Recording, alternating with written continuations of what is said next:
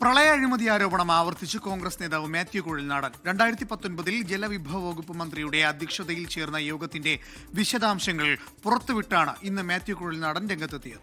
ആരോപണം മന്ത്രി കെ കൃഷ്ണൻകുട്ടി തള്ളി. അതേസമയം മാത്യു കുഴൽനാടൻ പുറത്തുവിട്ട ശബ്ദരേഖ AI അല്ലെന്ന് JDS മുൻ ജനറൽ സെക്രട്ടറി പാലോട് സന്തോഷ് 24നോട് പറഞ്ഞു.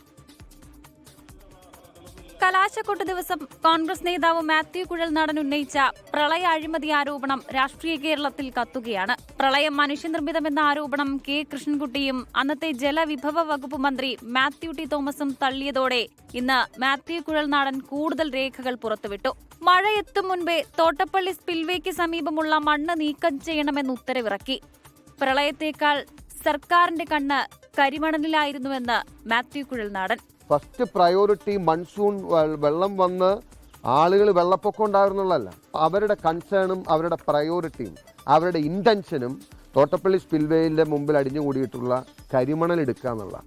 പ്രളയ സമയത്ത് ഷട്ടറുകൾ കൃത്യസമയത്ത് ഉയർത്തിയതാണെന്ന് വൈദ്യുതി മന്ത്രി കെ കൃഷ്ണൻകുട്ടിയുടെ മറുപടി. നിയമസഭയിൽ ചർച്ച നടന്നപ്പോൾ മാത്യു കുഴൽനാടൻ മിണ്ടിയില്ല. ഇത് വളരെ ക്ലിയർ ആയിട്ട് ഷട്ടർ അവിടെ തുറന്നു വെച്ചിട്ടുണ്ട്. പിന്നെ മണലിനെ സഹായിക്കാനാണെന്ന് എന്തിനാ പറയുന്നത്? ഡിസാസ്റ്ററിൽ ഉള്ള ഉത്തരവാണ്. ഉത്തരവ് പ്രകാരമാണ് അത്. ഇറിഗേഷൻ വകുപ്പിന്റെ കീഴിലുള്ള പരിപാടിയേ ഇല്ല. അത് ജില്ലാ കളക്ടറാണ് അത് ചെയ്യേണ്ടത്. ജില്ലാ കളക്ടറിനോടാണ് അത് ചോദിക്കേണ്ടത്.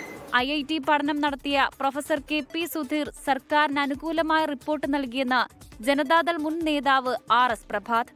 ഡാമുമായി ബന്ധപ്പെട്ട IIT റിപ്പോർട്ടും പിന്നീട് തയ്യാറാക്കിയ റിപ്പോർട്ടും തമ്മിൽ വൈരുദ്ധ്യമുണ്ടെന്നും RS പ്രഭാത്.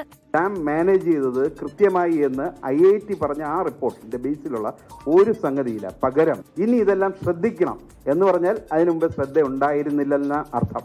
അപ്പൊ ഈ ഒരാൾ തന്നെ രണ്ടു തരം റിപ്പോർട്ടുകളാണ് ഗവൺമെന്റ് കൊടുക്കുന്നത്.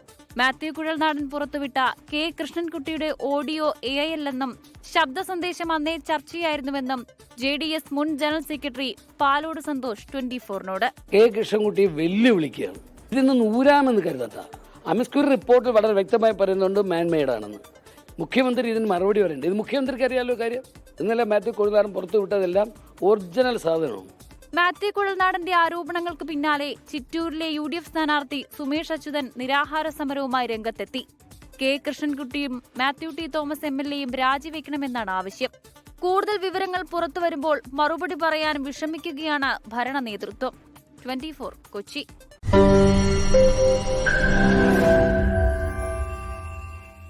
ലോകത്തെവിടെയായാലും ഏത് സമയത്തും 24 വാർത്തകളും ഓഗ്മെന്റഡ് റിയാലിറ്റി പാക്കേജുകളും എക്സ്പ്ലെയിനറുകളും വിശദമായി കാണാൻ ഞങ്ങളുടെ YouTube ചാനൽ നിങ്ങൾക്ക് സബ്സ്ക്രൈബ് ചെയ്യാം.